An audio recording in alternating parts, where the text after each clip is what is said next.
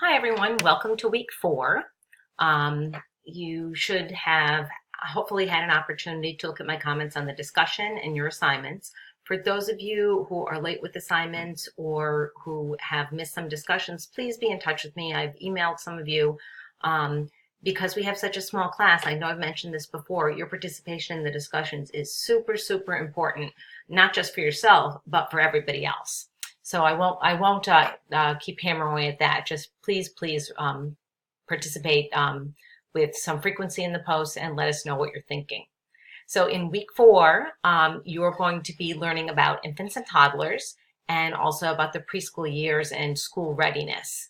There are some great optional resources in addition to your textbook. Feel free to make use of that. You are going to really be digging into those different parts of development of infants, toddlers, and preschoolers, and what some of the similarities and differences are in those instructional methods that you might want to use in each of those age ranges, and how to support all areas of development for infants and toddlers and for preschoolers. You're going to be learning about promoting child development, using something called developmentally appropriate practice or developmentally effective approaches to connect with children and families, and also learning about building meaningful curriculum.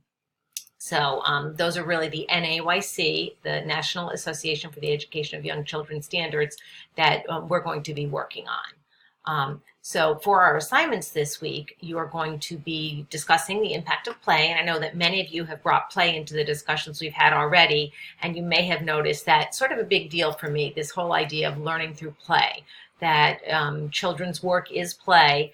And it's up to us as adults to set up the environment for them to learn in a playful way. So you'll be learning more about that.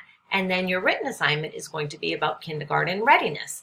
So I'd like you to really think about what kindergarten readiness means to you, and think about how it fits together with play and with learning.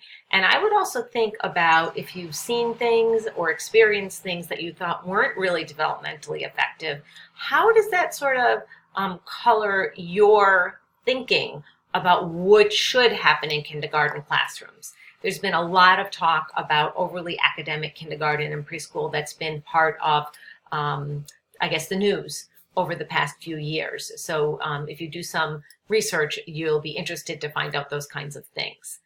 And again, I'm going to remind you about your observations that are due the last week. So hopefully by now you've already made contact with the school and done whatever you need to do in order to do your observation and turn it in week 6. Keep in mind that there are no late assignments accepted week 6. So hopefully you're just ready to roll, and you're going to be doing your observation really soon if you haven't done it already. That's wonderful. So have a really wonderful week.